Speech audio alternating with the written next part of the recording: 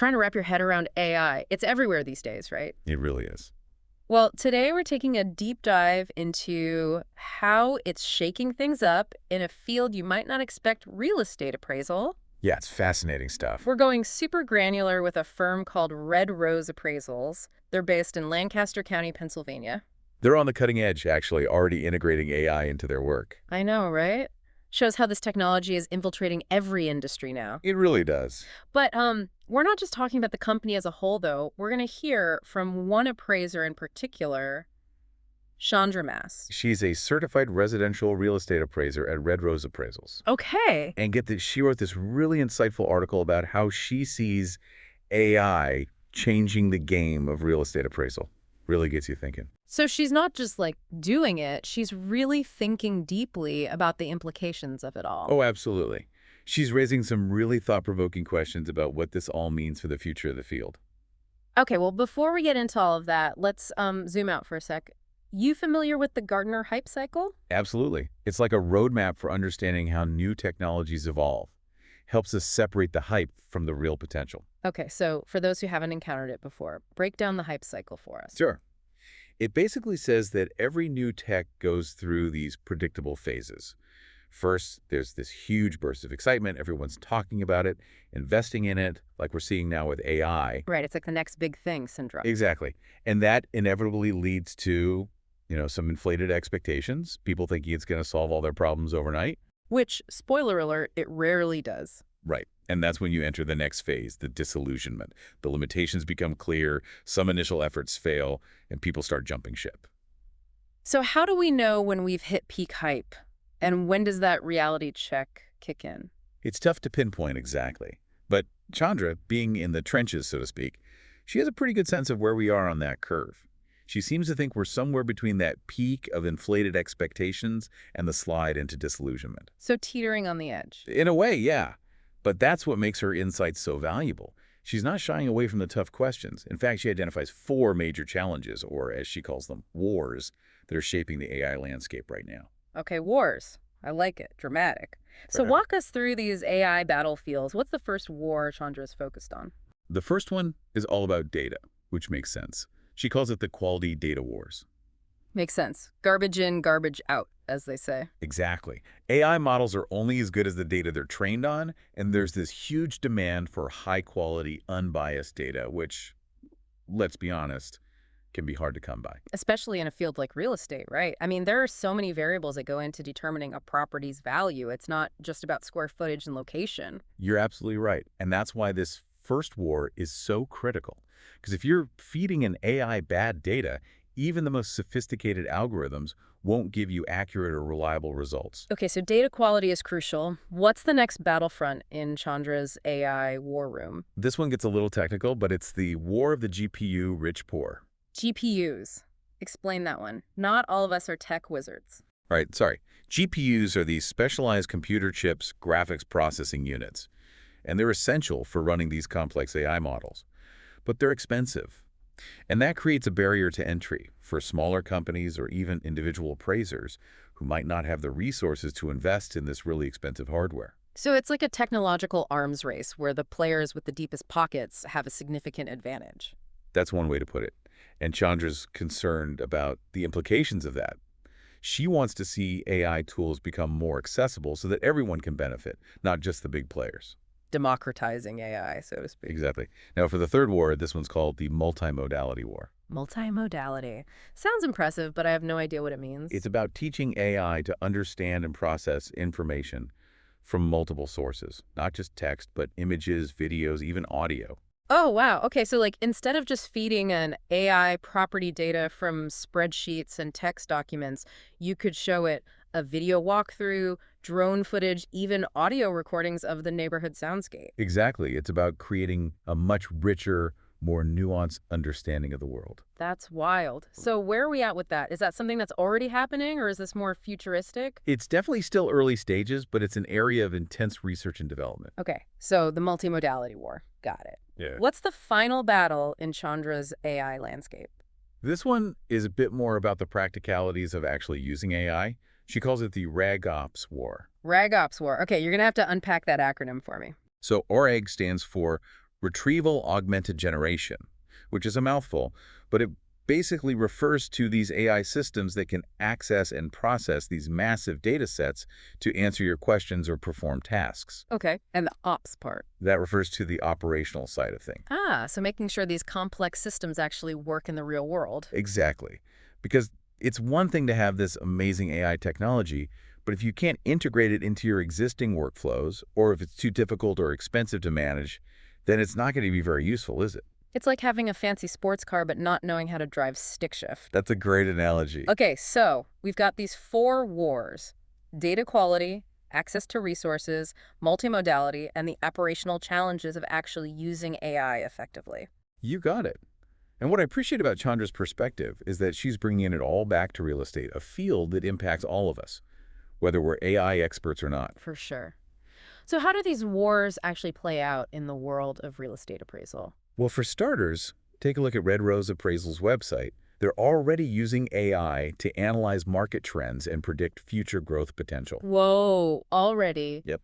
They're leveraging AI to make more informed decisions about property values. Okay, so this isn't just some abstract concept. Real companies are using this technology right now to do business in the real world. Exactly. And that's what makes Chandra's 5 key questions about navigating the AI landscape so important.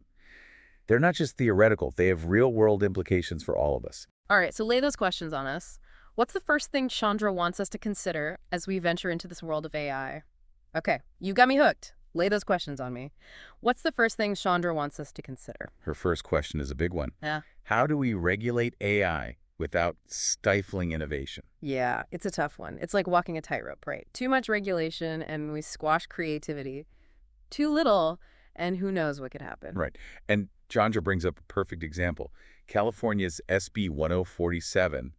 It requires rigorous safety testing for AI before it can be used in certain applications. Okay, so is that a good thing? I mean, it makes sense to have some guardrails in place, right? For sure. Think of it like requiring crash tests for new cars. Mhm. We want to make sure AI is safe and reliable before it's used in the real world, especially when it comes to something like real estate and people's livelihoods. Right, those are high-stakes decisions, but Chandra seems like she's all about pushing boundaries, embracing new tech. So where does she land on this? She gets that overregulation could backfire. It could stifle innovation, especially for smaller companies that can't handle a ton of red tape. Yeah. So it's about finding that balance. Easier said than done, I imagine. All right, so regulation, check. What's the next big question on Chandra's mind? This one hits close to home for anyone following tech trends. Are we headed for an AI bubble? Oh, man, like the dot-com bubble, everyone gets so excited, throws money at it, and then... Exactly. Chandra sees all this money pouring into AI startups right now, billions of dollars. And she's right to wonder, is it all hype? Okay, so how do we know if we're in a bubble, and what does this have to do with real estate specifically? Think of it this way. Remember when certain neighborhoods were the place to be. Prices were going through the roof. Everyone wanted in. But were those prices based on real value or just hype? I see what you're getting at. Same with AI. Hmm. Just because everyone's jumping on the bandwagon doesn't necessarily mean the underlying technology is rock solid yet. So are you saying we should be wary of AI's influence on the real estate market? I wouldn't say wary, but approach it with a critical eye. Don't get me wrong, Chandra's excited about AI's potential, but she's also cautious. Don't get caught up in the hype, focus on the fundamentals. Sound familiar? Totally. It's like investing in real estate. You've got to ignore the hype, make smart decisions based on what you know. Okay, so regulation, check. Bubble, check. What other burning questions does Chandra have about AI? Get ready for this one because it might surprise you. Yeah. She wonders if we're reaching a plateau in AI development. A plateau? Seriously? I thought we were still in the early stages, new breakthroughs happening all the time. That's what we hear, right? And we've seen amazing progress, especially with those AI chatbots we talked about. But some experts are starting to wonder, have we hit a wall with the current technology? So we need a bigger boat, so to speak. What's Chandra's take on all this? Well, she actually sees this potential plateau as a good thing. Really? How so? She thinks it's a chance to step back, look at what we've achieved, and figure out the best way to use these incredible tools we've already developed. So less about chasing the next shiny object, more about mastering the tools we have. Exactly. Shifting from pure innovation to thoughtful implementation. I like it. Practical. So we've got regulation, the bubble, the plateau. What other AI conundrums is Chandra wrestling with? This next one's a biggie, and it's something we see with a lot of emerging technologies. The gap between how individuals use AI and how organizations adopt it. You mean like I might use AI tools in my personal life, but my work hasn't fully embraced it yet? That's a great example, and it's happening in real estate too. Even if appraisers are excited about AI, getting it integrated into the entire industry's workflow, that's a whole other story. So how do we bridge that gap? Is it just a matter of time? Or is there something we can do to speed things up? Well, Chandra believes training is key. You can have the best AI tools in the world, but if people don't know how to use them, they're useless. Right, like having a fancy espresso machine but not knowing how to make a latte. Exactly.